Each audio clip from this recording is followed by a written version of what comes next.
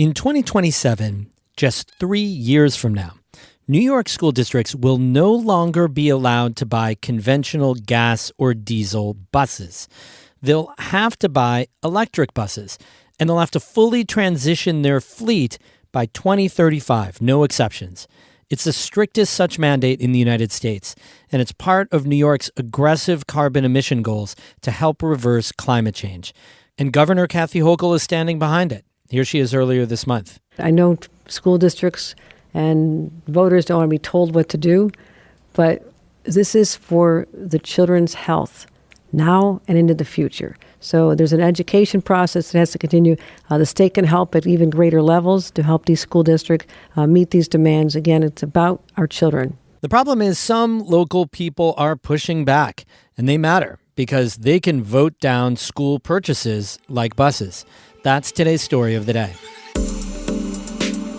Support for Story of the Day comes from the St. Lawrence County Community Development Program, now accepting applications for the Head Start program to prepare children ages 3 to 5 for school. Online at slccdp.org/head-start.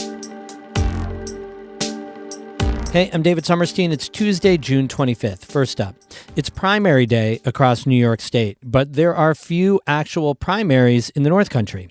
There is one that's for a Republican line for Congress and a few others. NCPR intern Zach Jaworski has more. In the city of Plattsburgh, 2 Democrats are running for mayor. Assistant District Attorney Dan Lennon and County Legislator Wendell Hughes will appear on the ballot. There are also 2 city council races for Democrats. Republicans in southwestern Jefferson County, including part of the city of Watertown, are deciding if incumbent Claudia Tenney will run for a second term in New York's 24th congressional district.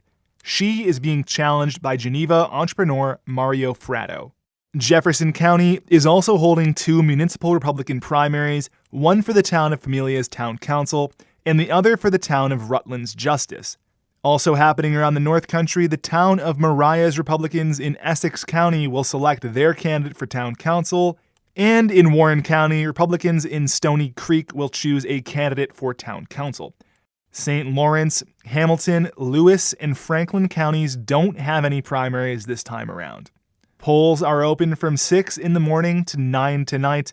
You're only eligible to participate in these primaries if you are registered with the party holding them. I'm Zach Jaworski for North Country Public Radio in Canton.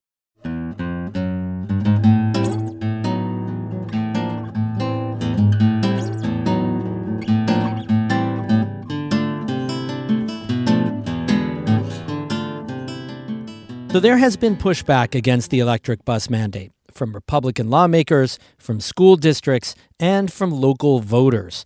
Voters across the state, including here in the North Country, have rejected electric buses by voting no on their school budget ballot. Amy Feiereisel reports. Sean DeLorme Jr. is 26 years old, and he likes a diesel school bus. You know, I might be young, but I'm old school. I enjoy a diesel bus, because it works. And if something works, I hate changing it. DeLorme is the transportation supervisor at Edwards Knox Central School District. We were like everybody else when the state mandate came around, against it. But because it's state law, DeLorme says his district got to work and identified 3 bus routes that could comfortably go electric. Then they started applying for grants, and they got one from the state education department. It brings the price of an electric bus down to what a diesel one costs, $180,000. All this work was starting to prove off. We were getting the grants, in air quote, free money, so it doesn't come out of our current budget. The last hurdle was getting the purchase okayed in this year's school budget vote. Beforehand, DeLorme says they had their bus rep attend some local meetings. To talk about how and why we're doing this, even though you might be against it, it's state law. But on voting day, May 21st, all that hard work didn't pay off. It was shot down by 3 votes. The rest of the school budget was approved, but voters rejected the electric bus, with 76 yeses and 79 noes. Tim White lives in Russell and is a parent in the district. I voted against it. I believe it would be a waste of money. He says local mechanics don't know how to work on electric buses, and he has very little confidence in the buses working in the winter.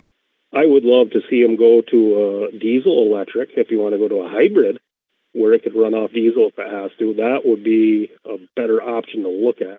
White's beef with electric buses is actually quite similar to DeLorme's, that the current electric bus technology doesn't fill all the needs of Edwards Knox's 255 square mile district.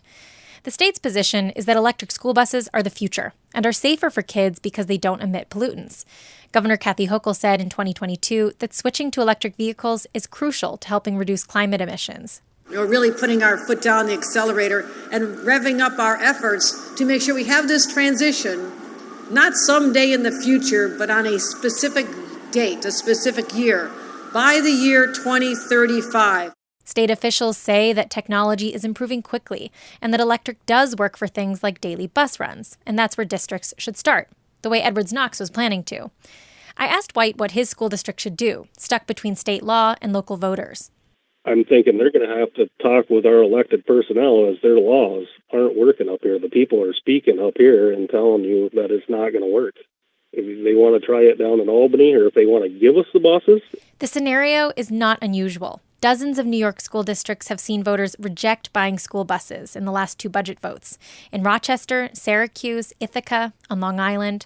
What all those no votes mean is that one of the biggest barriers to enacting the electric school bus transition in New York could be the voting public, school district by school district. We have seen some of those votes go down. So I think that referendum component is going to be a challenge. Tom Burns is the BOCES superintendent for St. Lawrence and Lewis counties. He says the state's mandate approach has rubbed a lot of people the wrong way. It's just something that has to be done in collaboration with us and not done to us. New York Republican lawmakers have campaigned hard against the mandate and argued for a delayed date and a reworking of the legislation. But so far, no dice. It's important to note that there is a lot of federal and state grant money out there to buy these buses and pay for infrastructure, and most North Country districts are considered priority for that money. Burns says the problem is that the burden still lies with districts to do the work.